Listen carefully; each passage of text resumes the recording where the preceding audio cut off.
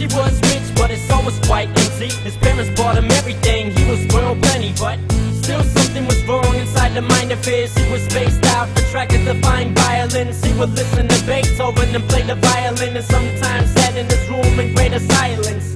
Close his eyelids and picture the desires of burning fires and hurting the kids in his choir. There were no signs of friends, he was tired of being sick and tired of being hit by Michael. So one day he buys a gun, 2 for the price of 1. Goes to school to have a little bit of fun. In the middle of the cafeteria where other kids are, he looks around and thinks, should he do something this bizarre? Yes, there are 2 paths you can go by, but in the long run, there's still time to change the road you're on. Yes, there are 2 paths you can go by, but in the long run, there's still time to change the road you're on.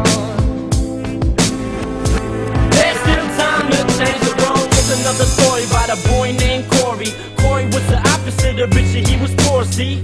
He was poor, they couldn't afford heat, but they would have food on the table every morning.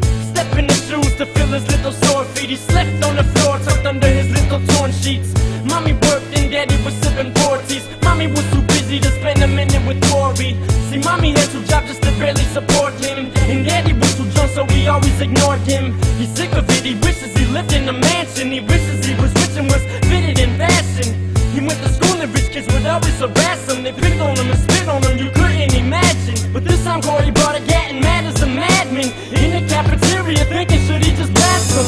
Yes, there are 2 paths you can go by, but in the long run, there's still time to change the road you're on.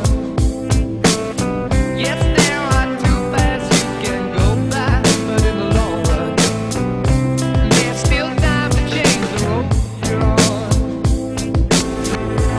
There's still time to change the road. Richie's in the cafeteria chewing on his bubble gum. He's having racing thoughts, everyone's in trouble, son. Looking at the clock, time is ticking, he can hear the talk. Waiting for the perfect time to strike, he's getting very hot. Corey's in the cafeteria thinking when to pop his Glock. And he just heard somebody's gum just pop. He turns around and sees a nervous little rich boy, looking paranoid, sweating bullets, all annoyed. Now they both get up, it's game time. They both reach for their guns at the same time.